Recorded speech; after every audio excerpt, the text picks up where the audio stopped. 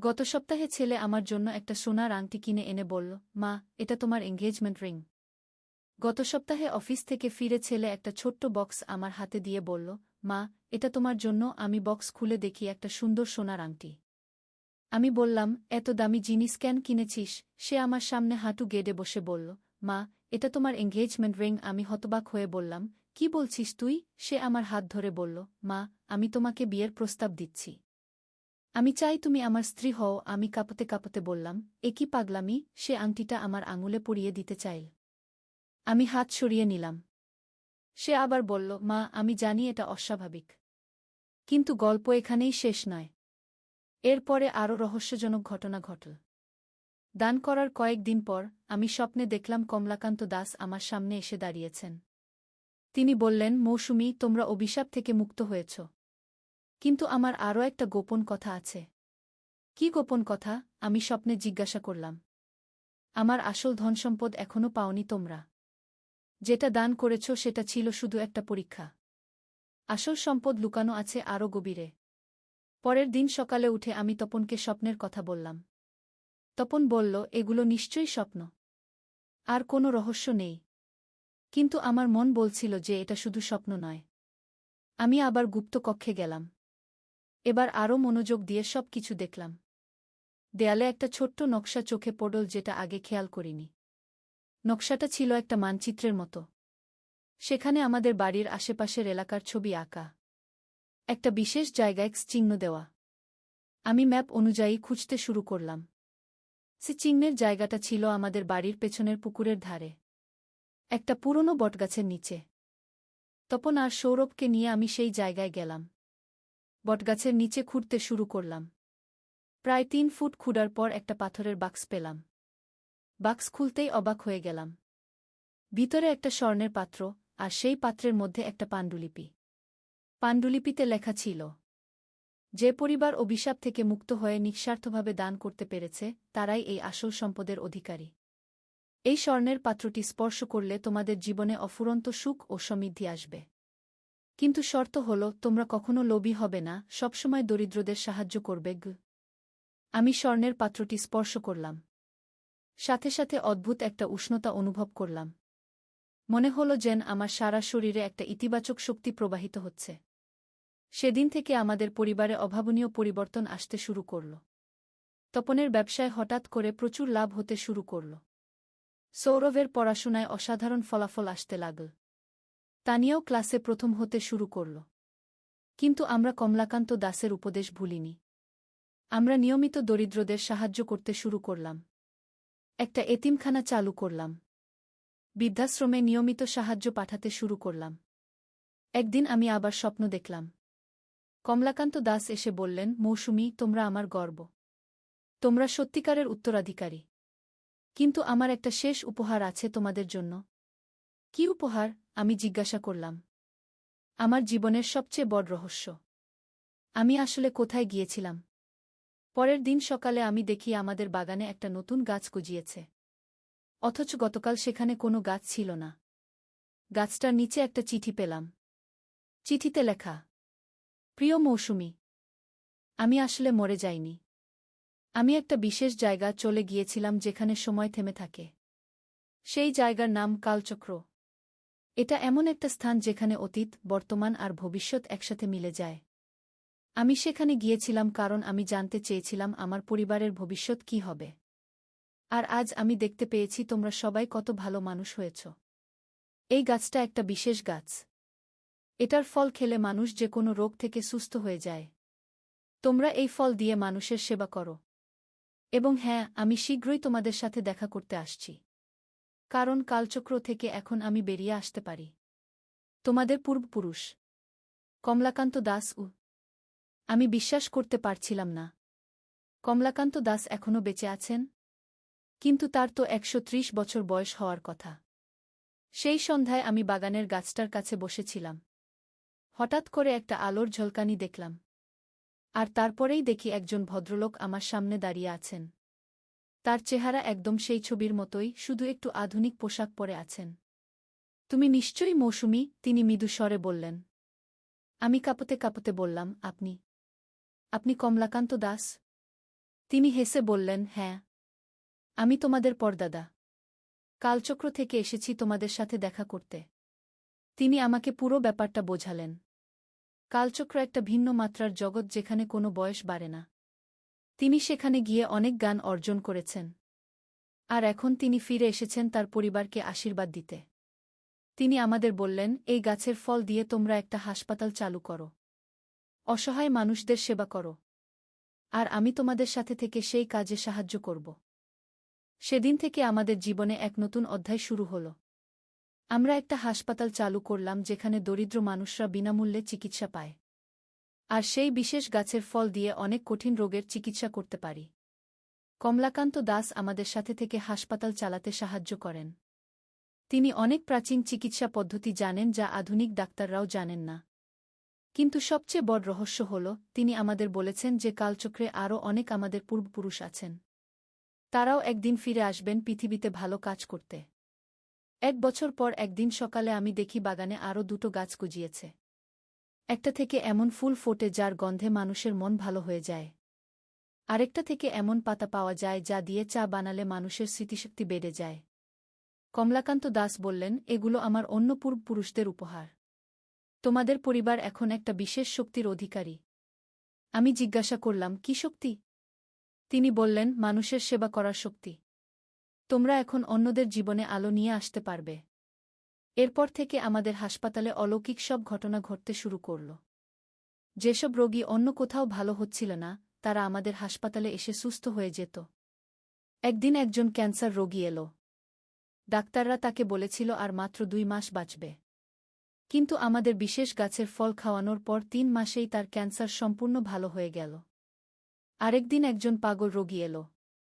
তার পরিবার তাকে ছেড়ে দিয়েছিল। কিন্তু আমাদের ফুলের গন্ধ শুকে তার মানসিক অবস্থা ধীরে ধীরে ভালো হয়ে গেল। এভাবে দিন যেতে লাগল। আমাদের হাসপাতালের খ্যাতি ছড়িয়ে গেল সারা দেশে। দূরদূরান্ত থেকে মানুষ আসতে শুরু করল চিকিৎসার জন্য। কিন্তু একদিন একটা অদ্ভুত ঘটনা ঘটল। একজন বিদেশি ভদ্রলোক এসেছিলেন হাসপাতালে। তিনি বলেছিলেন তিনি একজন গবেষক এবং আমাদের চিকিৎসা পদ্ধতি নিয়ে গবেষণা করতে চান।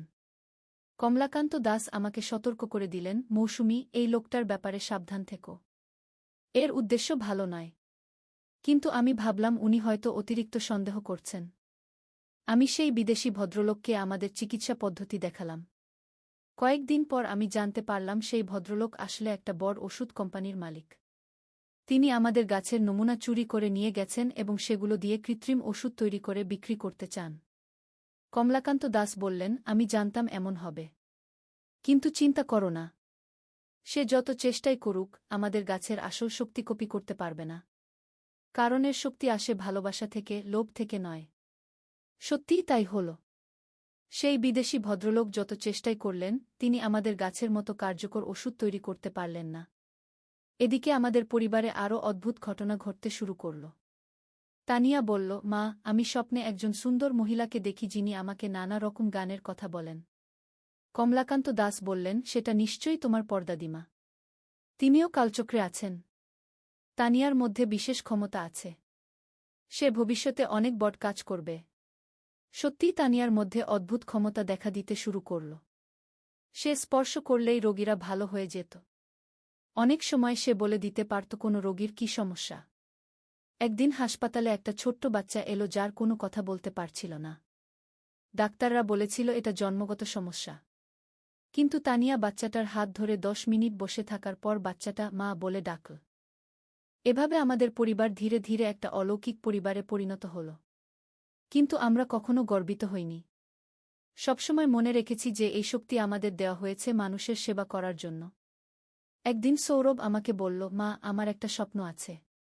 আমি বিদেশে গিয়ে পড়াশোনা করে আরও ভালো ডাক্তার হতে চাই। তারপর ফিরে এসে আমাদের হাসপাতালকে আরও বড় করব। আমি খুশি হয়ে বললাম, অবশ্যই যাবি। তোর যোগ্যতা আছে। কমলাকান্ত দাস বললেন, সৌরভ যদি বিদেশে যায় তাহলে সেখানেও সে বিশেষ শক্তি পাবে।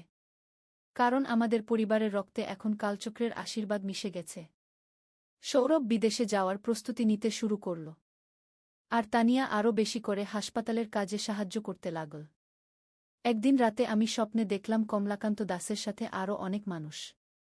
তারা সবাই আমাদের পূর্বপুরুষ। তারা বললেন, মৌসুমী, তোমাদের পরিবার এখন আমাদের গর্ব। তোমরা আমাদের স্বপ্ন পূরণ করেছ। এখন তোমাদের একটা বিশেষ দায়িত্ব দেওয়া হচ্ছে। কি দায়িত্ব? আমি জিজ্ঞাসা করলাম। পৃথিবীতে আরও অনেক পরিবার আছে যাদের ভিতর লুকানো আছে বিশেষ ক্ষমতা। কিন্তু তারা সেটা জানে না। তোমাদের কাজ হবে তাদের খুঁজে বের করা এবং তাদের ক্ষমতা জাগিয়ে তোলা। পরের দিন থেকে আমাদের জীবনে নতুন অভিযান শুরু হল। আমরা বিভিন্ন জায়গায় যেতে শুরু করলাম এমন পরিবারের খোঁজে যাদের ভিতর বিশেষ ক্ষমতা লুকানো আছে। প্রথমে আমরা গেলাম সিলেটে। সেখানে একটা পরিবারের কথা শুনেছিলাম যাদের বাড়িতে অদ্ভুত ঘটনা ঘটে। পৌঁছে দেখি সত্যিই সেই পরিবারের মেয়েটা স্পর্শ করলে গাছপালা দ্রুত বেড়ে ওঠে। আমরা তাদের সাহায্য করলাম তাদের ক্ষমতা বুঝতে। তারাও এখন কৃষিকাজে অভূতপূর্ব সফলতা পেয়েছে এবং দরিদ্র কৃষকদের সাহায্য করছে।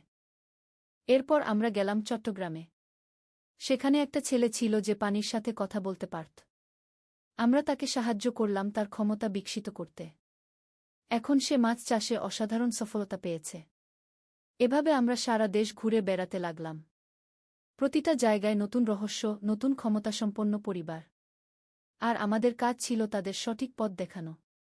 সৌরভ বিদেশ থেকে ফিরে এসে বলল, মা, আমি সেখানেও অনেক মানুষ পেয়েছি যাদের ভিতর বিশেষ ক্ষমতা আছে। কিন্তু তারা সেটা জানে না বা ভুল কাজে ব্যবহার করছে। কমলাকান্ত দাস বললেন, এটাই আমাদের আসল মিশন। পৃথিবীর সব ভালো শক্তিকে একসাথে করা, যাতে মন্দ শক্তির বিরুদ্ধে আমরা লড়াই করতে পারি। আমি জিজ্ঞাসা করলাম, মন্দশক্তি? কী ধরনের মন্দশক্তি?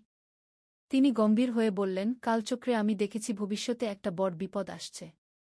একদল মন্দ লোক চেষ্টা করবে পৃথিবীর সব ভালো শক্তি ধ্বংস করতে। তাদের বিরুদ্ধে আমাদের প্রস্তুত থাকতে হবে। সেদিন থেকে আমাদের পরিবারের জীবনে এক নতুন উদ্দেশ্য যোগ হল। আমরা শুধু চিকিৎসা সেবা নয়, একটা গোপন মিশনেও কাজ করতে শুরু করলাম।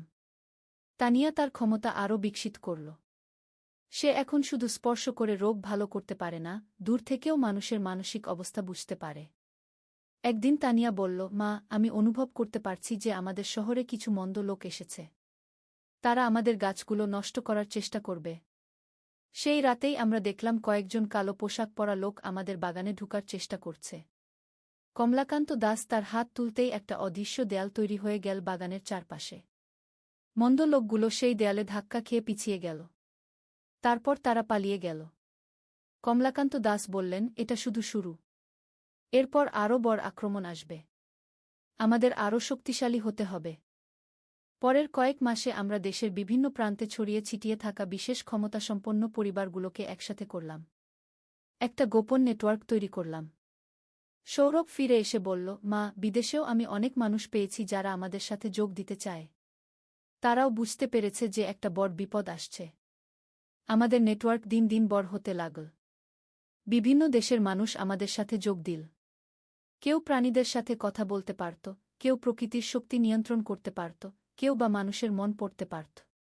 কিন্তু একদিন আমি একটা ভয়ানক খবর পেলাম। তানিয়া স্কুল থেকে ফেরার পথে নিখোঁজ হয়ে গেছে। আমি পাগলের মতো খুঁজতে শুরু করলাম। পুলিশে খবর দিলাম। কিন্তু কোনো সন্ধান পেলাম না। কমলাকান্ত দাস বললেন, মৌসুমী, এটা সেই মন্দ শক্তির কাজ। তারা তানিয়াকে নিয়ে গেছে। কারণ তানিয়ার ক্ষমতা সবচেয়ে বেশি। তাহলে আমরা কি করব? আমি কাঁদতে কাঁদতে বললাম। আমাদের কালচক্রে যেতে হবে। সেখানে গিয়ে আরও শক্তি নিয়ে আসতে হবে।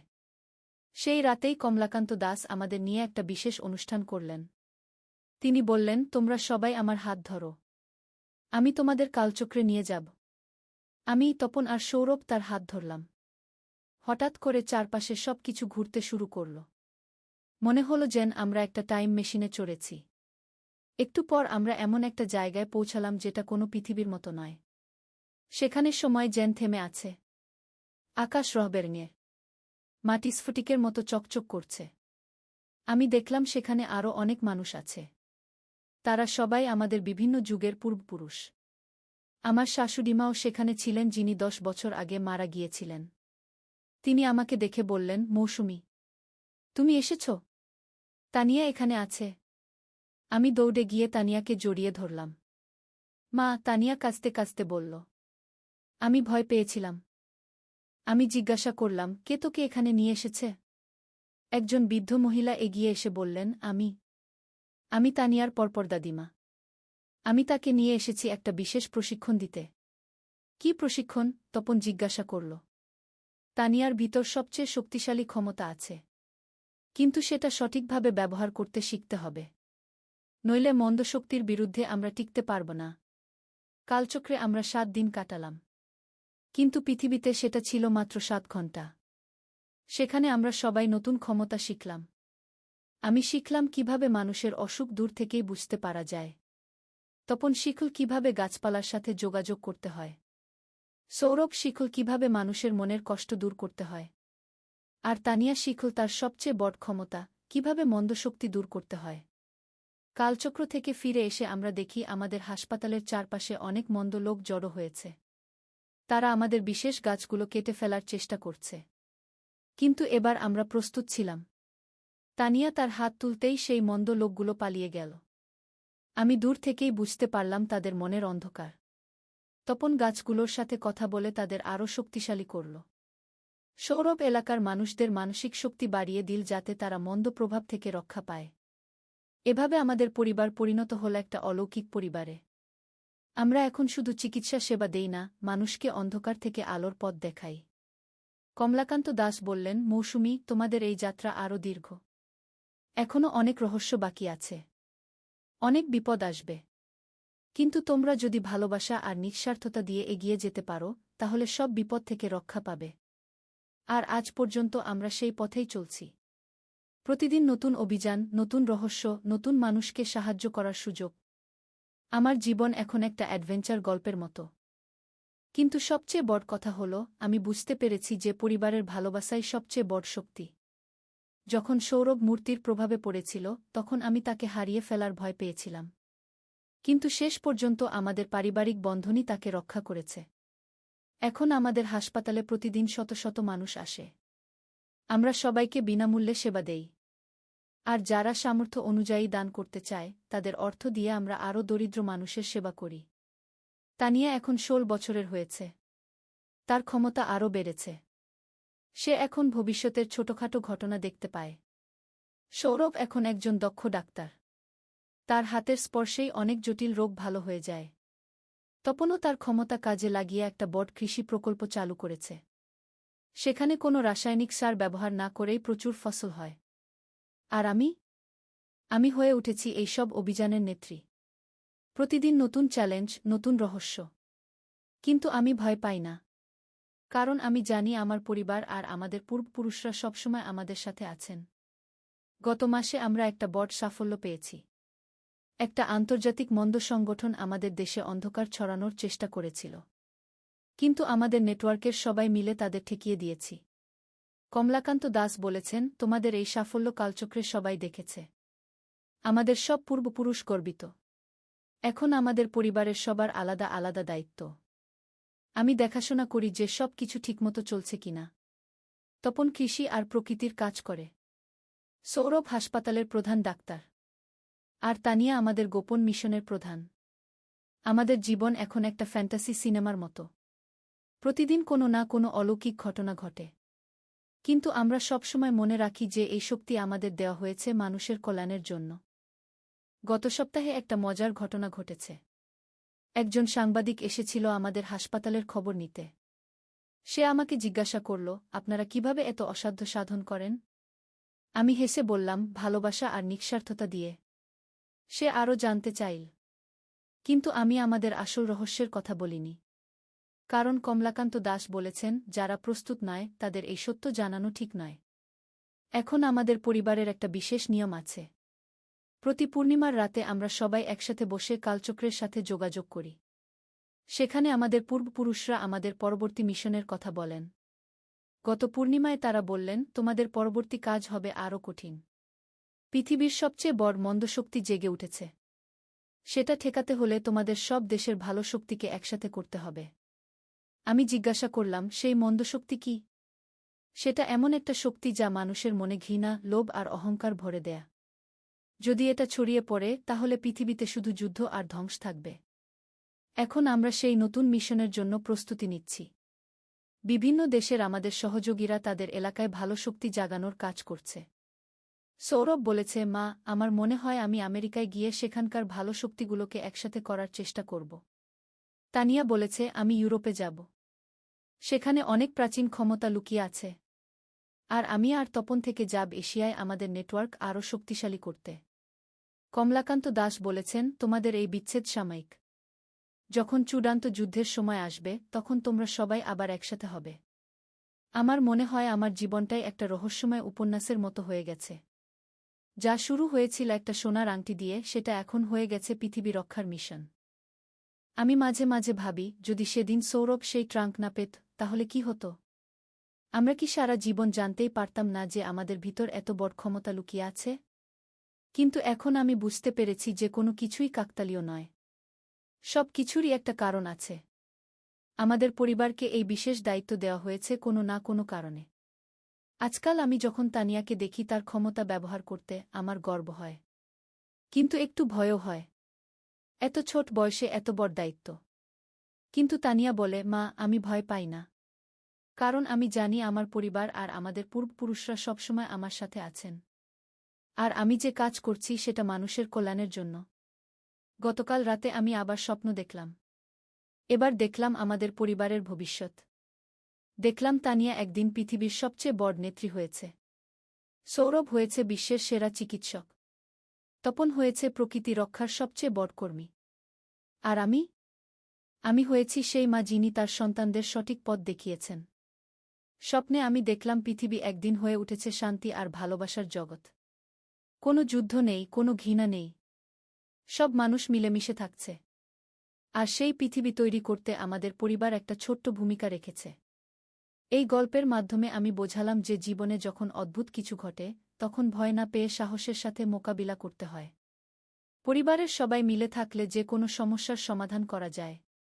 আর সবচেয়ে বড় কথা, যখন আমাদের কাছে ক্ষমতা আসে, তখন সেটা অন্যদের কল্যাণে ব্যবহার করতে হয়, নিজের স্বার্থে নয়। আমাদের পরিবারের এই অভিযান এখনও চলছে। প্রতিদিন নতুন রহস্য, নতুন চ্যালেঞ্জ। কিন্তু আমরা জানি আমরা একা নই। আমাদের পূর্বপুরুষরা, আমাদের বন্ধুরা আর সারা পৃথিবীর ভালো মানুষরা আমাদের সাথে আছে। এই গল্পটা শুনে আপনারা হয়তো ভাবছেন এটা কল্পনার গল্প। কিন্তু আমি বলবো, প্রতিটা পরিবারের ভিতরেই কোনো না কোনো রহস্য লুকিয়ে আছে। শুধু খুঁজে বের করার সাহস লাগে। আমাদের গল্প এখানেই শেষ নয়। এটা আসলে একটা নতুন শুরু।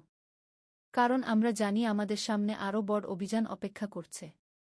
আর যদি আপনারা কখনো আপনাদের পরিবারে কোনো অদ্ভুত ঘটনা ঘটতে দেখেন, তাহলে ভয় পাবেন না। হয়তো সেটাই আপনাদের জীবনের সবচেয়ে বড় অ্যাডভেঞ্চারের শুরু। আমাদের মতো আপনারাও হয়তো একদিন আবিষ্কার করবেন যে আপনাদের ভিতরেও লুকিয়ে আছে অসাধারণ ক্ষমতা। শুধু সেটা জাগিয়ে তোলার অপেক্ষা। তাই আমার গল্প শেষ করছি এই কথা দিয়ে, জীবনের সব রহস্যের সমাধান লুকিয়ে আছে পরিবারের ভালোবাসায়। আর যখন সেই ভালোবাসা দিয়ে অন্যদের সেবা করা যায়, তখনই জীবন হয়ে ওঠে সত্যিকারের অ্যাডভেঞ্চার। আমার নাম মৌসুমী দাস। আর এটা আমার পরিবারের অবিশ্বাস্য কিন্তু সত্য গল্প। আমি তোমাকে ভালোবাসি। আমি চাই আমরা স্বামী স্ত্রী হয়ে একসাথে থাকি। আমি উঠে দাঁড়িয়ে বললাম, তুই কি বলছিস বুঝতে পারছিস? সে আমার পেছনে এসে বলল, মা, আমি সব বুঝতে পারি। আমি তোমাকে ছাড়া বাঁচতে পারব না। তুমি আমার জীবনের একমাত্র নারী। তুমি এই আংটি নাও, আমাদের বাগদান হোক। আংটির চকচকে আলো আমার চোখে ঝলসে উঠছিল। আমি বুঝতে পারছিলাম না, এসব কি ঘটছে আমার সাথে। এই গল্পটি সম্পূর্ণ শুনলে আপনাদের পানি অটোমেটিক বের হয়ে যাবে, সো যত দ্রুত সম্ভব হাতের কাছে টিস্যু নিয়ে বসে পড়ো। বিছানার চাদর যেন নষ্ট না হয় সেটা সম্পূর্ণ খেয়াল রাখার অনুরোধ জানিয়ে গল্পটি এখন শুরু করব। তার আগে সর্বশেষ অনুরোধ, দয়া করে এমন পানি বের করার গল্প নিয়মিত শুনতে আমাদের চ্যানেলটি সকলেই সাবস্ক্রাইব করুন। ধন্যবাদ। হ্যালো বন্ধুরা, আমার নাম মৌসুমী দাস। আমার বয়স ৪৩ বছর। আমার স্বামীর নাম তপন দাস, বয়স ৪৭ বছর।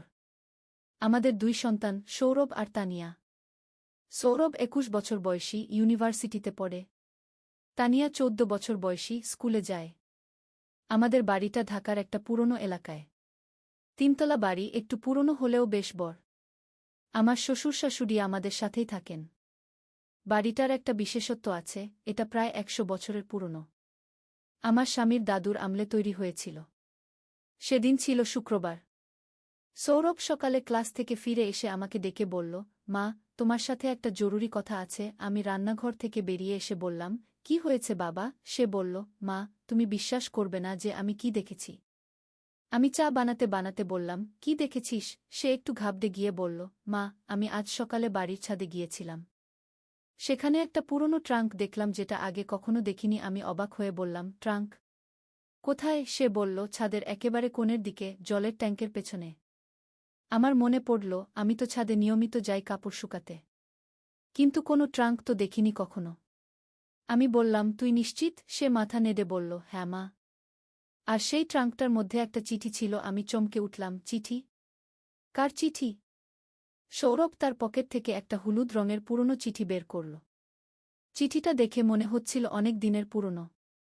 আমি চিঠিটা হাতে নিয়ে খুলে দেখি, সেখানে সুন্দর হাতের লেখায় লেখা, প্রিয় পরিবার, যখন তোমরা এই চিঠি পাবে তখন হয়তো আমি আর থাকব না। কিন্তু আমার একটা রহস্য আছে যেটা তোমাদের জানা দরকার। আমাদের বাড়ির নিচে একটা গুপ্ত কক্ষ আছে। সেখানে এমন কিছু লুকানো আছে যা আমাদের পরিবারের ইতিহাস পাল্টে দিতে পারে। তোমরা যদি সাহস করে সেটা খুঁজে বের করতে পারো, তাহলে তোমাদের জীবন পরিবর্তিত হয়ে যাবে। ইশারা, রান্নাঘরের পুরনো চুলার নিচে দেখো। তোমাদের পূর্বপুরুষ কমলাকান্ত দাস। আমার হাত কাঁপছিল। কমলাকান্ত দাস, সেই যে আমার স্বামীর পরদাদা, যার সম্পর্কে আমরা খুব কমই জানি। শুধু জানি তিনি একজন বিখ্যাত ব্যবসায়ী ছিলেন এবং হঠাৎ করে নিখোঁজ হয়ে গিয়েছিলেন। সৌরভ বলল, মা, আমরা কি রান্নাঘরে গিয়ে চুলার নিচে দেখব? আমি দ্বিধায় পড়ে গেলাম। একদিকে কৌতূহল, অন্যদিকে ভয়। কিন্তু শেষ পর্যন্ত কৌতূহলই জিতল। আমরা রান্নাঘরে গেলাম। পুরনো গ্যাসের চুলাটা সরাতে একটু কষ্ট হল। চুলা সরানোর পর দেখি মেঝেতে একটা ছোট টাইল একটু আলাদা রকম। সৌরভ টাইলটা চাপ দিতেই সেটা নিচে চলে গেল। আর তখনই শোনা গেল একটা ক্লিক শব্দ।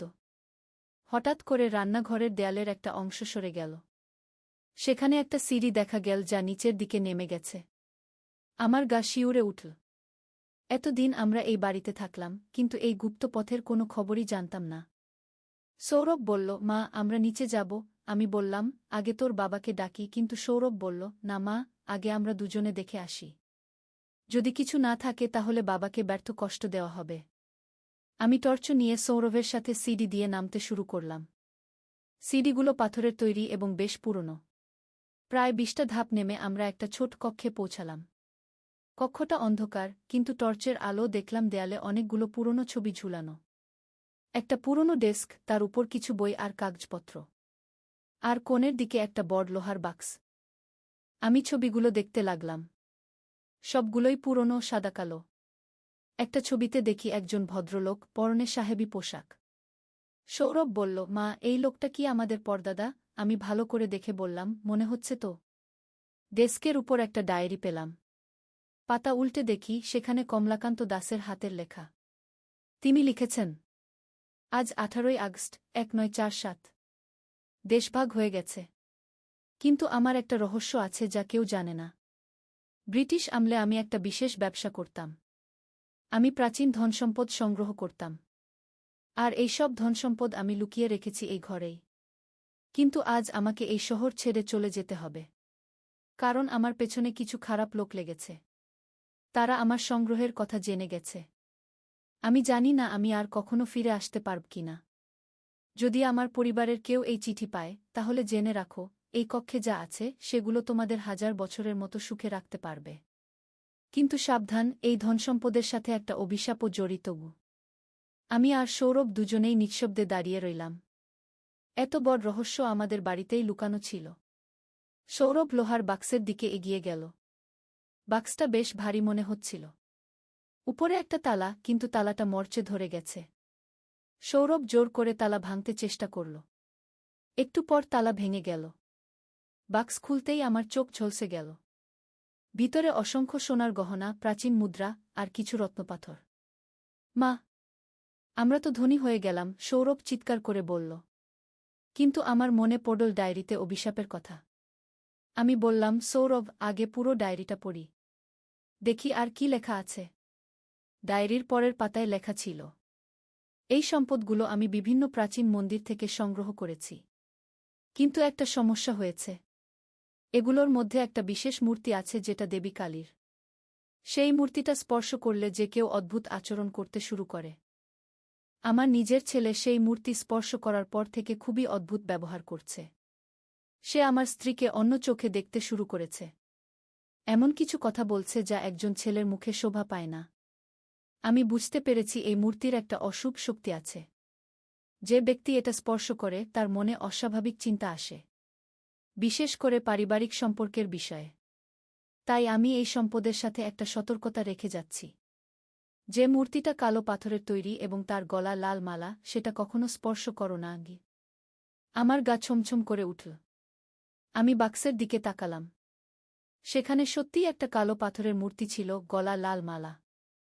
সৌরভ সেটার দিকে হাত বাড়াচ্ছিল। সৌরভ, থামো, আমি চিৎকার করে বললাম। এই মূর্তিটা স্পর্শ করো না। কিন্তু ইতিমধ্যে সৌরভ মূর্তিটা স্পর্শ করে ফেলেছে। সাথে সাথে তার চোখের দৃষ্টি পরিবর্তিত হয়ে গেল। সে আমার দিকে এমনভাবে তাকাল যেভাবে আগে কখনো তাকায়নি। মা, সে একটু অন্যরকম স্বরে বলল, তুমি আজকে কত সুন্দর লাগছ। আমি বুঝতে পারলাম মূর্তির প্রভাব শুরু হয়ে গেছে। আমি ঘাবড়ে গিয়ে বললাম, সৌরভ, আমরা এখনই উপরে চলো। কিন্তু সে বলল, না মা, আমি এখানেই থাকতে চাই। তোমার সাথে। আমি জোর করে তাকে উপরে নিয়ে এলাম। কিন্তু সেদিন থেকে সৌরভের আচরণ সম্পূর্ণ বদলে গেল। সে আমার দিকে অন্যরকম দৃষ্টিতে তাকাতে শুরু করল। আমার পেছনে ঘুরতে লাগল। রাতে আমার রুমের সামনে দাঁড়িয়ে থাকত। 3 দিন এভাবে কাটল। চতুর্থ দিন সৌরভ আমাকে সেই সোনার আংটি দিয়ে প্রপোজ করল। আমি হতভম্ব হয়ে গেলাম। কি করব বুঝতে পারছিলাম না। রাতে আমি তপনের সাথে সব কিছু বললাম। তপন প্রথমে বিশ্বাস করল না। পরে আমি তাকে গুপ্ত কক্ষটা দেখালাম, ডায়েরি পড়ালাম। তখন সে বুঝল ব্যাপারটা কতটা গুরুতর। তপন বলল, আমাদের কোনো পণ্ডিত বা তান্ত্রিকের কাছে যেতে হবে। এই অভিশাপ থেকে সৌরভকে মুক্ত করতে হবে। পরের দিন আমরা একজন বিখ্যাত তান্ত্রিকের কাছে গেলাম। তার নাম গিরিধারী বাবা। তিনি আমাদের কথা শুনে বললেন, এই ধরনের মূর্তি নিয়ে আমি আগেও কাজ করেছি। এগুলো প্রাচীনকালে তৈরি করা হতো বিশেষ মন্ত্র দিয়ে। এর প্রভাব থেকে মুক্তি পেতে হলে একটা বিশেষ পূজা করতে হবে। গিরিধারী বাবা আমাদের সাথে বাড়িতে এলেন। তিনি গুপ্তকক্ষে গিয়ে মূর্তিটা দেখে বললেন, হ্যাঁ, এটা সত্যিই অভিশপ্ত। কিন্তু আমি এর সমাধান করতে পারব। তিনি একটা জটিল পূজার আয়োজন করলেন। পূর্ণিমার রাতে মধ্যরাতে পূজা শুরু হল। আমরা সবাই গুপ্তকক্ষে গেলাম। গিরিধারী বাবা নানা মন্ত্র পড়তে লাগলেন। পূজার মাঝপথে হঠাৎ মূর্তিটা থেকে একটা কালো ধোঁয়া বের হতে শুরু করল। ধোঁয়াটা ঘুরতে ঘুরতে একটা ভয়ানক আকার নিল। আমি ভয়ে সৌরভকে জড়িয়ে ধরলাম। গিরিধারী বাবা আরও জোরে মন্ত্র পড়তে লাগলেন। তার হাতে একটা বিশেষ যন্ত্র ছিল। তিনি সেটা মূর্তির দিকে ধরলেন। হঠাৎ করে একটা তীব্র আলো ছড়িয়ে গেল পুরো কক্ষে। যখন আলো নিভে গেল, দেখি মূর্তিটা ভেঙে চূর্ণ হয়ে গেছে। সৌরভ হঠাৎ করে মাথা নাড়ল। তার চোখ পরিষ্কার হয়ে গেল। সে আমার দিকে তাকিয়ে বলল, মা, আমি কি করেছিলাম? আমার মনে পড়ছে আমি তোমাকে কি বলেছিলাম। আমি কেন এমন করেছিলাম? আমি তাকে জড়িয়ে ধরে বললাম, তুই কিছু করিসনি বাবা। সব ঠিক হয়ে গেছে। গিরিধারী বাবা বললেন, অভিশাপ দূর হয়ে গেছে। কিন্তু এই ধনসম্পদগুলো নিয়ে সাবধান থাকবেন। এগুলো দান করে দিন। নিজেদের কাছে রাখবেন না। আমরা তার কথা মতো সব ধনসম্পদ একটা এতিমখানায় দান করে দিলাম। শুধু কিছু পুরনো ছবি আর ডায়েরি রেখে দিলাম পারিবারিক ইতিহাসের জন্য। সেই ঘটনার পর থেকে আমাদের পরিবারে আবার শান্তি ফিরে এসেছে। সৌরভ আগের মতোই স্বাভাবিক আচরণ করে।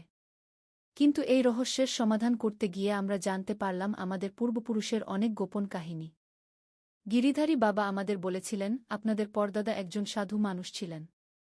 তিনি এই ধনসম্পদগুলো চুরি করেননি। বরং তিনি বিভিন্ন মন্দির থেকে এগুলো রক্ষা করেছিলেন যাতে চোর ডাকাতরা এগুলো নিয়ে যেতে না পারে। কিন্তু সেই মূর্তিটা ছিল আসলে একটা পরীক্ষা। পরীক্ষা? আমি জিজ্ঞাসা করলাম। হ্যাঁ, তিনি বললেন, যে ব্যক্তি এই ধনসম্পদ পাবে, সে যদি মূর্তির প্রভাবে পড়ে অনৈতিক কাজ করে, তাহলে সে এই সম্পদের যোগ্য নয়। কিন্তু যদি সে অভিশাপ থেকে মুক্তি পেয়ে সঠিক পথে ফিরে আসে, তাহলে তার পরিবার আশীর্বাদপ্রাপ্ত হয়। আমি বুঝলাম আমাদের পরিবার এই পরীক্ষা উত্তীর্ণ হয়েছে। কারণ আমরা অভিশাপ দূর করে ধনসম্পদ দান করে দিয়েছি। কিন্তু সত্যের সন্ধানে একটি ইসলামিক গল্প। প্রথম অধ্যায়, সন্ধ্যার আজান। সূর্য পশ্চিম আকাশে হেলে পড়েছে। মসজিদের মিনার থেকে মধুর আজানের ধ্বনি ভেসে আসছে। একটি ছোট্ট গ্রামে নদীর পাড়ে বসে একজন যুবক গভীর চিন্তায় মগ্ন। তার মনে হাজারো প্রশ্ন ঘুরপাক খাচ্ছে। জীবনের অর্থ কি? আল্লাহর সান্নিধ্য কিভাবে পাওয়া যায়? কেন মানুষের জীবনে এত কষ্ট? যুবকটি একটি ধার্মিক পরিবারে বড় হয়েছে। তার বাবা গ্রামের ইমাম ছিলেন। ছোটবেলা থেকেই সে নামাজ কালাম শিখেছে। কোরআন তেলাওয়াত করতে পারে সুন্দর গলায়। কিন্তু তবুও মনের গভীরে একটা অতৃপ্তি থেকে যায়। মনে হয় যেন আরও কিছু জানার বাকি আছে, আরও কিছু বোঝার আছে। আজানের শেষ শব্দ মিলিয়ে গেলে যুবকটি উঠে দাঁড়ায়। মসজিদের দিকে হাঁটতে শুরু করে। পথে দেখে একজন বয়স্ক ব্যক্তি রাস্তার পাশে বসে কাঁদছেন।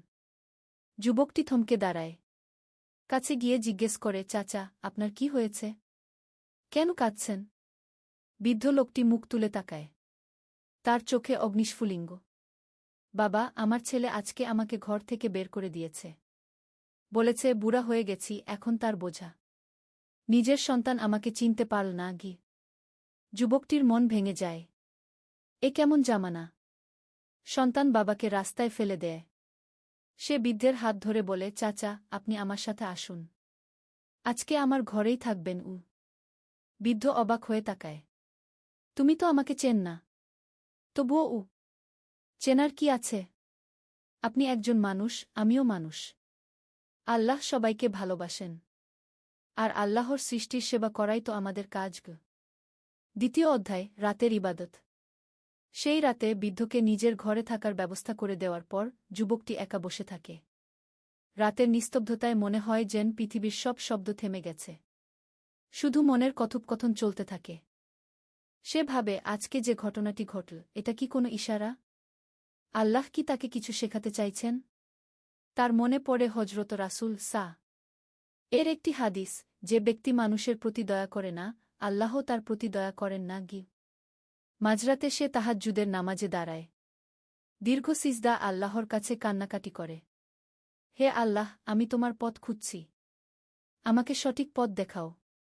আমার অন্তরে তোমার ভালোবাসা ঢেলে দাও। নামাজের পর বসে কোরআন তেলাওয়াত করতে থাকে। হঠাৎ একটি আয়াত তার মনের গভীরে প্রভাব ফেলে, যে ব্যক্তি একটি প্রাণ বাঁচাল, সে যেন সমগ্র মানবজাতিকে বাঁচাল। এই আয়াতটি পড়ার পর যুবকটির মনে একটি নতুন উপলব্ধি জন্মায়। সে বুঝতে পারে, আল্লাহের সান্নিধ্য পেতে হলে শুধু নামাজ রোজা করলেই হবে না।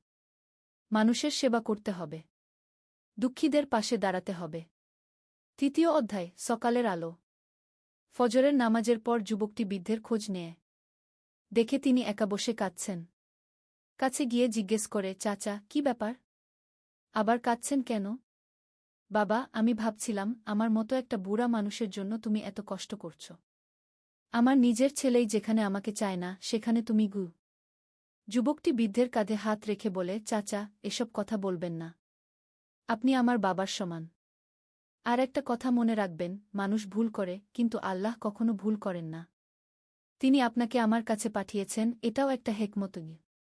সেই দিন থেকে যুবকটির জীবনে একটা নতুন অধ্যায় শুরু হয়।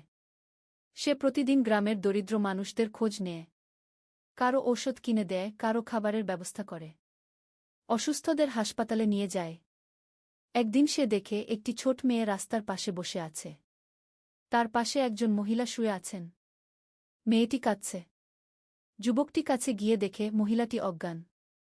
তাড়াতাড়ি তাকে হাসপাতালে নিয়ে যায়। ডাক্তার জানায়, মহিলাটির খুব জ্বর। অনেকদিন ধরে কিছু খায়নি বলে শরীর দুর্বল। যুবকটি সব চিকিৎসার খরচ দেয়। কয়েকদিন পর মহিলাটি সুস্থ হয়ে ওঠেন। চতুর্থ অধ্যায়, বিপদের মুখোমুখি। যুবকটির এসব কাজে গ্রামের অনেকেই খুশি। কিন্তু কিছু মানুষ তাকে নিয়ে কথা বলে। তারা বলে, এই ছেলে বেশি বেশি দান খরাত করে। নিশ্চয়ই লোক দেখানো কাজ। এসব কথা যুবকটির কানেও পৌঁছায়। কিন্তু সে মোটেও মন খারাপ করে না। বরং আরও বেশি গোপনে দানখরাত করতে শুরু করে। কোরআনের একটি আয়াত তার মনে থাকে, যদি তোমরা প্রকাশ্যে দান কর, তাহলেও ভালো। আর যদি গোপনে দরিদ্রদের দান কর, তাহলে তা তোমাদের জন্য আরও ভালো। একদিন যুবকটির বাবা তাকে ডেকে বলেন, বাবা, তোর এসব কাজকর্ম দেখে আমার গর্ব হয়। কিন্তু একটা কথা মনে রাখবি, আল্লাহর রাস্তায় চলতে গেলে অনেক বিপদ আসবে। শয়তান তোকে নানাভাবে পরীক্ষা করবে। বাবার কথা সত্যি হল। কিছুদিন পর যুবকটির ব্যবসায় বড় ক্ষতি হয়। এতদিন যে টাকা দিয়ে দান খরাত করত সেই টাকাই শেষ। এখন নিজের খাওয়ার টাকা নেই। এই কঠিন সময়ে যুবকটির মনে প্রশ্ন জাগে, সে কি ভুল করেছে? আল্লাহ কি তার উপর নারাজ?